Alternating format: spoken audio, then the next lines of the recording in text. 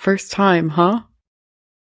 0 days without Democrats trying to murder the president. Reminded of the many traditions of openness and democracy that have marked the history of this city. America missed me.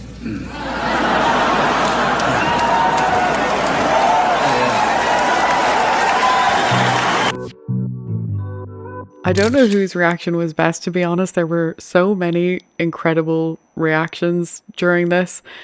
But I mean, the guy eating the salad really stands out. Who's in the room? Secretary Pete Hegseth is in that room. You've got Scott Bessent in that room. You have Tulsi Gabbard in that room. You, of course, have J.D. Vance in that room, naturally the President of the United States. And as John mentioned, the White House Correspondents' Dinner is where we are presently broadcasting from. One man continuing to enjoy dinner while people hide under tables. We got a follow-up interview to reveal what was really going on in his head. I'm here with Michael Glantz. Many of you know him. He was the guy eating the salad when people are under the table. Michael, what was going on there? You weren't nervous? Born and raised in New York. It didn't scare me at all. I didn't want to miss the show. So I figured everybody's down on the floor. Two other reasons I wouldn't do it. One, I have a bad back. I couldn't get down on the floor. Okay. Two, I'm a hygiene freak. There's no way I'm putting my tux on that dirty floor. So it wasn't going to happen. I was watching the show. Didn't want to miss anything. All right, Michael Glantz, so good to be with you. Thanks so much. Glad you're safe and everyone else. And Dana White had the best night of his life. It started getting noisy. Tables getting flipped over, guys running in with guns, and they were screaming, "Get down!" I didn't get down. It was fucking awesome. I literally took every minute of it in, and it was a pretty crazy, unique experience.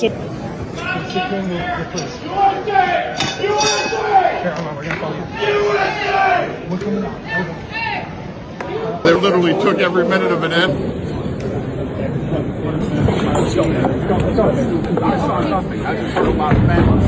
Where are we going? And they came toward our table. I thought the shooter was over by us or something.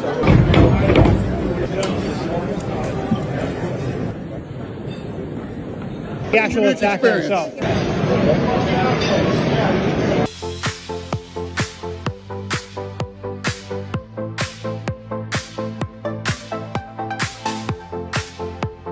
Secretary Robert F. Kennedy Jr. seen not ducking for cover, looking unfazed. And then the screenshot of the family text that took place after that. Everyone in DC okay? Pops, are you okay? Cheryl says, yes, it was crazy. Bobby's security team came in so fast and took us out of the building. They were lifting me over chairs. And Rfk Jr. just says, I'm really hungry. He has his priorities straight. The redheaded libertarian says, this is the energy I'm taking with me through 2026. I think I want to as well. RFK was seen evacuating his security detail from the White House Correspondents' Dinner. Literally our James Bond. RFK has been through a lot. This is nothing to him. But I said it last week, RFK Jr. is on fire at the moment. He's prepared for anything. He's been handling the Democrat reps' ridiculous questioning so well. Gutting the very offices that keep American families safe from disturbing and deadly infectious diseases. Senator, sir, hold on, sir. Senator, there's 1 to 3 rabies cases a year in the United States. I think one person manning that office full time probably can handle that traffic. Countering misinformation about measles and the MMR. Tell me one piece of misinformation I've ever said. One statement, just one. If I could continue, Mr. You Secretary. say you have a list of them. Read one. Tailoring outreach to communities with declining vaccination rates as well. Measuring whether those campaigns are working. You're just making things up, Senator. You're just inventing stuff. Tell me one piece of it. You say you have a whole list there. Read me one thing I've ever said. Mr. Secretary, if you want to run for the United States Senate and get on the dais here, you're happy to do it. You should resign from the HHS today and run for office. And you can be in here, you can ask anyone all the questions you want, Mr. Secretary. I'm asking you some questions. What I just gave you wasn't even— You're not asking questions. You're just making statements that are incorrect. So now you've got all of these problems, and I'll give you one example. Hospices in Los Angeles. We've shut down 500 of them. We have not gotten one call from a congressperson or one call from a patient. Why? Because those hospices did not exist. Right. They were signing up patients. They were getting patient IDs, signing them up, and charging us $6,000 a month for that patient. How did we detect them all? Because the patients never died. So yeah, don't mess with Rfk Jr. at the moment. He's on it. And then, of course, you have the media's reaction. The very media who were writing fake stories about Kash Patel having a drinking problem were stealing bottles of wine after the attempted assassination.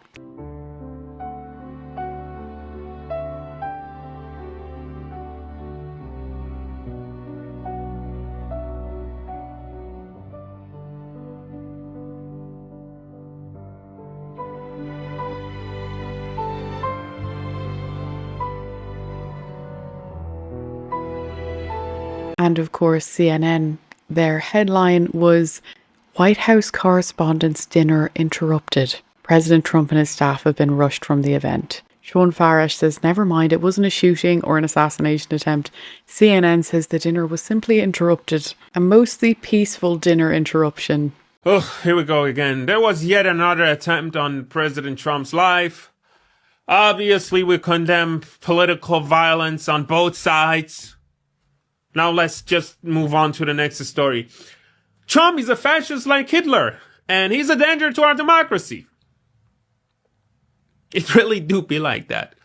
This is like what, the third attempt on his life? Which historically is more than any other US president has faced. And that means he can now brag about being the best at facing assassination attempts. It's wild. He had attended a No Kings protest in California. No Kings. Yeah. What did security tell you about what may have been his motives? The reason you have people like that is you have people doing No Kings. I'm not a king. What I am, if I was a king, I wouldn't be dealing with you. I think I've shown you guys this one before, so I'll just show you a little section of it. But we all know what the media has been like with their rhetoric. I just don't even know why there aren't uprisings all over the country, and maybe there will be. People need to start taking to the streets. This is a dictator. You know, there needs to be unrest in the streets for as long as there's unrest in our lives. Enemies of the state.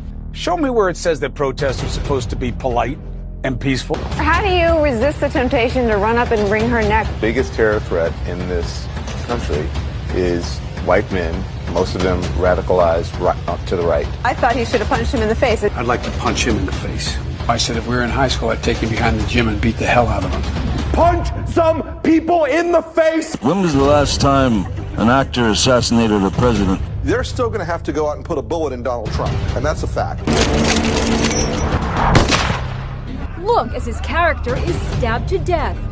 Where is John Wilkes Booth when you need him? I have thought an awful lot about blowing up the White House. And straight off the bat, straight away, people, Trump haters, started to claim that it was a staged event, staged assassination attempt. Matt Walsh said, just to be clear, the theory that leftists are running with is that the Trump administration somehow convinced a registered Democrat to volunteer to go to prison for the rest of his life so that they could use him as a patsy for a third staged assassination attempt. One that they apparently believe was concocted mostly to justify building a White House ballroom that's already being built anyway. That is their theory of the case here. Sounds about as logical as a lot of the other stuff that comes out from the left. Blake Neff says the left will simultaneously stand outside an event with signs promoting political murder, hysterically scream about impending fascism, do podcast interviews explaining why political murder is justified, and explain why assassination victims had it coming. Then also confidently declare that when one of their own takes them literally and attempts an assassination, that it must be staged. Yes, Trump convinced a 31-year-old Kamala donor to charge the Secret Service with multiple firearms and go to prison for life so that he could still be unpopular and build a ballroom that's already being built. It makes total sense why Trump would orchestrate that. And just because so many people have genuinely convinced themselves that this was staged. I'm gonna read more. So you think a Kamala Harris supporting teacher from California agreed to go to prison for life to help give Donald Trump a few days political boost? That's your theory, Jamie. Matt Walsh says, I'm officially convinced it was a hoax. The Trump administration recruited a leftist Kamala Harris voting Trump hater to participate in a staged assassination that would include the shooter getting shot at and then locked in federal prison for the rest of his life. The Kamala Harris voter agreed to this plan that works against his political and personal interests because he's just like a really generous guy. Meanwhile, the Trump administration, despite dastardly planning multiple assassination hoaxes, decided to keep their patsy alive and a permanent liability to them rather than just killing him like they could have easily done. They did this because they also are really strangely generous in a very odd and specific way. So in summary, we have a plot where all parties involved are working against their own interests with no discernible benefit to any of them. There is no evidence of this plan and it doesn't even make any intuitive sense, and the motives for everyone are unclear, if not insane, but I still believe it because I'm a very smart person. Well, there you go. Concluded. No more to be said on that front. Jennifer Harper tagged me in this one. Trump derangement syndrome will cause one to believe that a husband and father at a rally died to help Trump win an election, and that an armed lefty radicalized teacher charged a White House Correspondents' Dinner to harm Trump only did so to help Trump build a ballroom that was already in the works. If you believe this, you're sick in the head. You get that, right? Right? A lot of people don't get that. Meanwhile, these are the signs that people were holding up outside the White House Correspondents' Dinner. Death to all of them. Death to tyrants. Which is pretty standard. Matt Von Swall says they don't kill you because you're a Nazi. They call you a Nazi so they can kill you. Clifton Duncan says the hate has no home here crowd keeps trying to kill people. Hey look, the coexist people are burning stuff down again.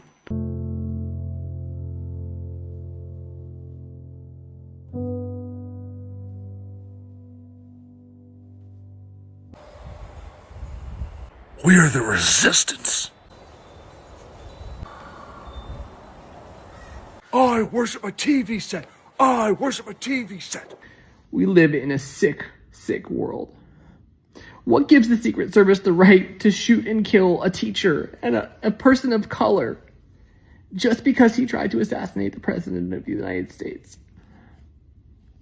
It's violence against violence is getting out of control, and we need to do something about it. Say his name. Cole Allen. You know, after the latest assassination attempt on Donald Trump, I think I'm starting to understand why the left is so adamant about gun control. They are terrified that we will start using guns the way they use guns. But good news, we see guns as a way to protect people we love, not shoot people we have political disagreements with, right? So instead of gun control, what if you guys tried self-control? That might fix it all. But if you take presidents, it's 5.8%, and about 8% are shot at. So nobody told me this was such a dangerous profession. If Marco would have told me, maybe I wouldn't have run. Maybe I would have said, I'll take a pass. But alas, you missed again, libtards. And fortunately, nobody was seriously harmed.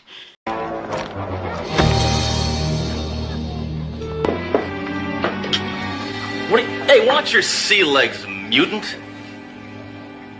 Hey, you know what time it is? Yeah, it's... I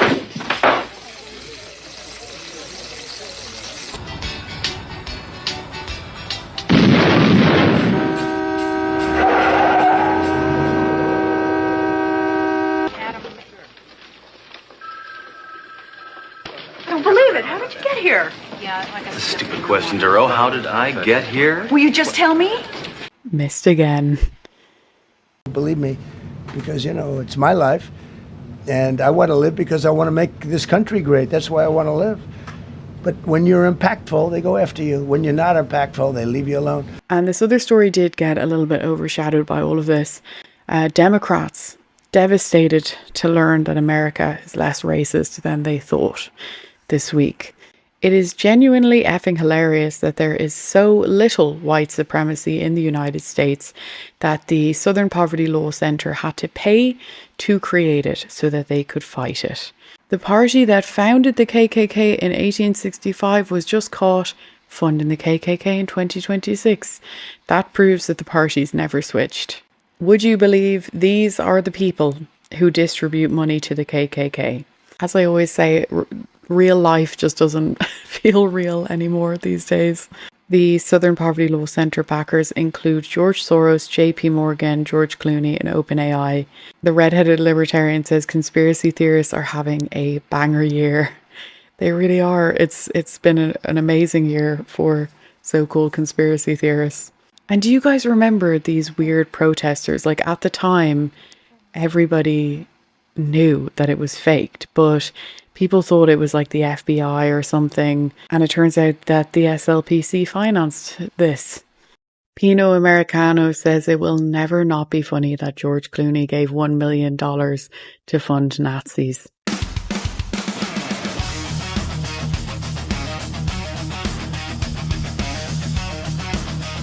You got this, sister.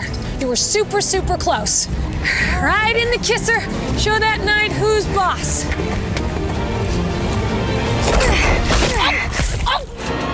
Oh, God. Thank you for tagging me in this one, CJ Meany. If everything to you is about race, then you're probably the racist. Yes, I feel like this should be how we define racism from here on out, rather than this elusive thing of just calling everyone racist. It's if you are obsessed with race, if you are always making everything about race, that is when you're racist. And many people have been wondering, should you donate to the KKK?